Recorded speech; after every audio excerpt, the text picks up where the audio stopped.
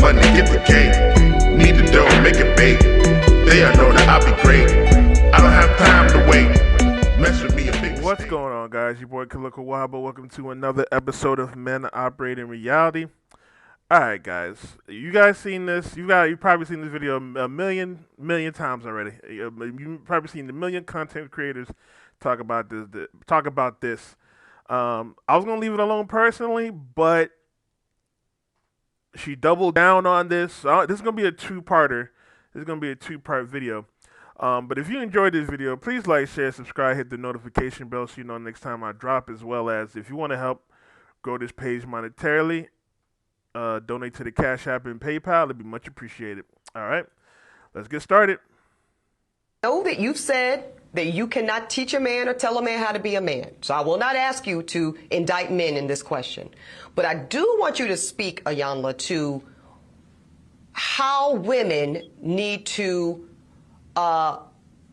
position ourselves so that we can be in our divinity, so we can have our crowns right, how we can create and not build, when some of us, quite frankly, feel that the men that are available to us, and I'm talking about across the color spectrum, across the age spectrum, trust me, I've done them all, they are not positioned to protect nor provide because of some of the statistics we just talked about. They're not earning the incomes. They're not having the resources, and some of them are not even showing up in the leadership.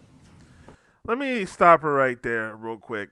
I haven't seen this whole interview. I've only seen this part. But I don't know what statistics these black women keep using that keep saying that black men are not making enough income. Black men are actually make more income than black women.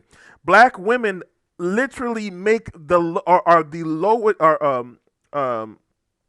bottom of the totem pole compared to every other race. They make the least amount of money compared to everyone. Where do they keep getting these statistics that say black women are doing better than black men? That's not true. And we can go time and time again. I actually might do a live on this to disprove that lie that black women love to tell themselves that they are doing better than black men. That's a lie. But the thing is, it's not that they feel like they're doing better, quote unquote, feel. Black women, modern black women, it's modern women, but black women especially, they are insubordinate. They want to believe that they can do stuff by themselves, but when they fail, they blame the men. Eboni herself, she said herself she dated men across the spectrum. So it's not even a black men, black women thing. She's dated white men. She's dated black men. She dated probably Asian men, maybe Hispanic men. She can't find not one man.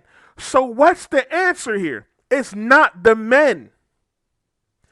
It's her. And a lot of times it's the women. They have bad attitudes. They overinflate their ego. Their standards are too high. They don't know how to compromise. And then they think they are better. When you tell them, hey, when you try to criticize them and tell them, yo, you need to do this, maybe you might achieve what you want. They don't listen.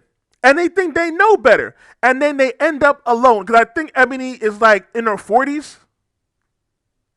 No man still. Let's continue.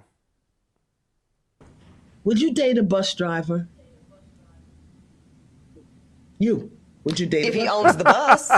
If he owns it. If he owns the bus. See, that's the problem. And that's the problem. Before I let Eliana Van Zant continue, that's the problem right there. We live in a society now, because back in the day, yes, a man had to make more money to support the entire family. Economics was different. All right. Now women are working. So instead of women and working together with the man, doing their role as a wife and also helping putting the money in, they want a man to own the bus company. Because women don't want to work. They want to live a life of leisure. They're lazy. They don't want to cook. They don't want to serve their man. They don't want to clean the house. They don't want to take care of the children. They want to sit around, take trips. They want you to buy they want you to buy them gifts. They want you to buy the house. They want you to buy the cars. And then when they divorce and then they get rich, they say they did it all by themselves. That's what modern women want to do, especially modern black women. They want you to own the company so when you marry them, they can divorce you and they take the company.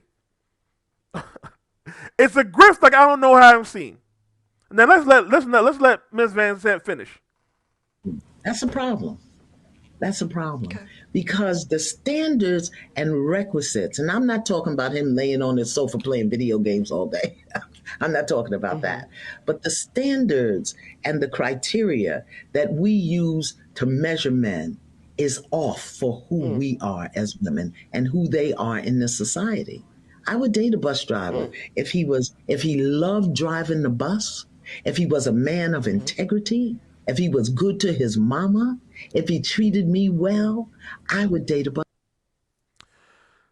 So that's the end of that video, and I'm just gonna finish off like this. Back in the day, well, I'm African, so my mom and my grandmother, both of my grandmothers on their side, they did a lot more with a lot less. They had about like 10 to 12 children working on farms. There were no cell phones, no microwaves, no dishwashers, no washing machines, no dryers, none of that. They were still able to work with their man, and then a lot of them, and then some of them probably worked a job as well, but they were still able to work with their man. Modern women, black women especially, don't know how to work with their men. That's why they are single.